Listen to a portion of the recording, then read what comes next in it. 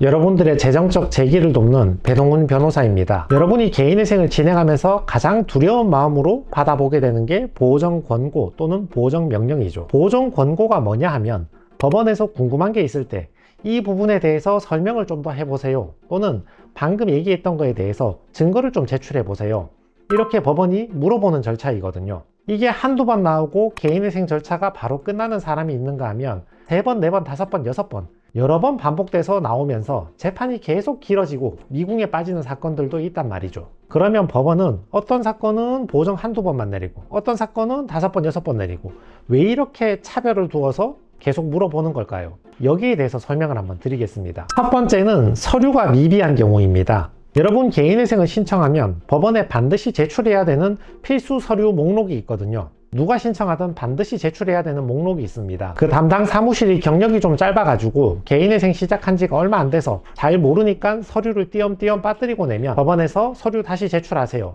이런 식으로 보정 권고를 계속 보내게 되는 거죠. 또 한편으로는 채무자가 상황이 급박하니까 일단 사건 번호부터 뽑아서 채권자한테 불러줘야지 독촉이 멈추니까 지금 서류가 부족하고 준비 중인 상태지만 일단 법원에 던지는 경우가 있거든요. 아무래도 사건 번호가 나오면 채권자의 독촉이 많이 줄어드니까요. 이런 경우는 전략적으로 서류를 미비한 상태에서 그냥 제출하는 거고, 부족한 서류는 신속하게 준비해서 추가적으로 제출을 해주면 됩니다. 두 번째 경우는 객관적인 증빙 자료 없이 말로만 주장하는 경우입니다. 예를 들어서 법원에서 이 신용카드의 사용처 여기에 대해서 소명해보라고 물어봤는데 아무런 자료 없이 그냥 기존 채무 변제하는 데 썼고 생활비로 썼다, 이래저래 쓰다 보니까 그냥 카드 그렇게 채무 많이 쓴 거다, 뭐 이런 식으로 답변을 하는 거죠. 이러면 법원에서 무조건 다시 물어봅니다. 기존 채무를 갚았다면 금융권의 계좌 이체한 내역도 있고 채무 완납 증명서도 있고 무슨 자료가 있을 거 아니냐, 그거 제출해보라. 생활비로 썼다면 카드 사용 내역하고 대조해가지고 생활비로 쓴 부분을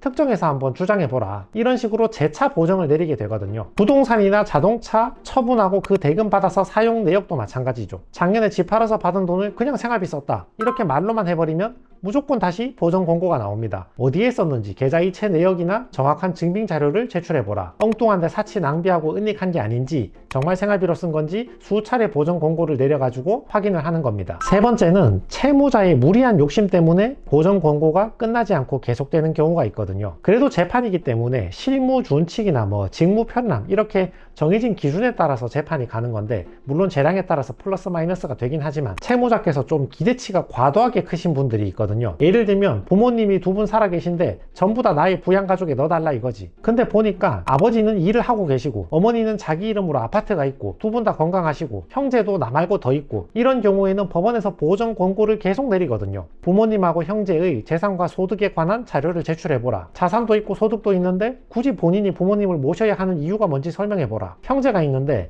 왜 굳이 채무가 있는 본인이 부모님을 모시겠다고 주장하는 건가, 이유를 설명해보라.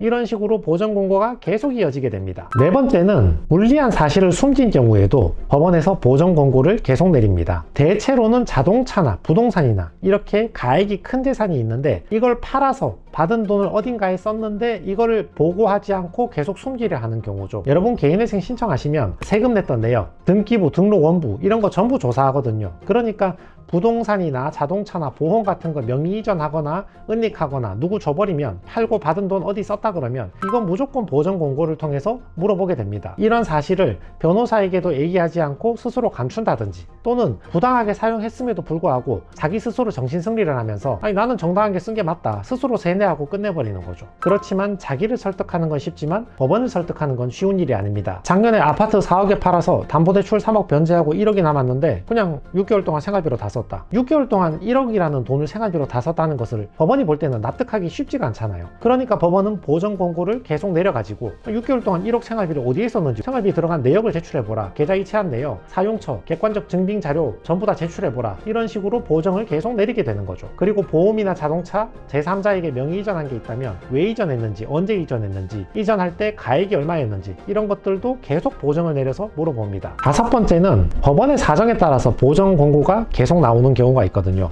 사건 자체는 별 이상이 없는데 일부 재판부에서는 처음에 제출한 서류를 제대로 검토하지도 않고 그냥 기계적으로 보정폭탄을 떨어뜨리거든요. 이미 제출한 서류 제대로 확인도 안 해보고 그냥 무턱대고 처음부터 다시 다 제출하라, 이런 식으로 보정을 계속 내리는 경우가 있습니다. 기존의 서류를 거의 다 제출했음에도 불구하고 별도로 확인하지 않고 보정 폭탄을 떨어뜨려서 서류 처음부터 끝까지 제출하라, 뭐 이런 식으로 보내는 거죠. 그러면 거기에 대해서 이런 서류들은 이미 다 제출했다, 이런 식으로 다시 한번 설명을 해줘야 됩니다. 다만 26년 3월에 대전, 대구, 광주 법원도 회생법원이 개원을 했기 때문에 이제 보정 권고 진행하는 절차도 조금 더 효율적으로 전문적으로 시간 낭비 없이 잘 진행될 것이라고 기대하고 있습니다. 또 한편 일부 재판부에서는 명확한 이유를 밝히지 않은 채 그냥 변제율을 몇 % 이상으로 맞추라, 이렇게 요구하는 경우도 있거든요. 그러면 그 몇 % 이상 맞출 수 있다 없다, 이것도 입씨름한다고 보정 권고가 몇 번 왔다 갔다 해야 됩니다. 이런 경우는 변호인하고 상담을 하셔서 사건 특수성을 고려해서 그 조건을 받아들이는 게 좋은지 아니면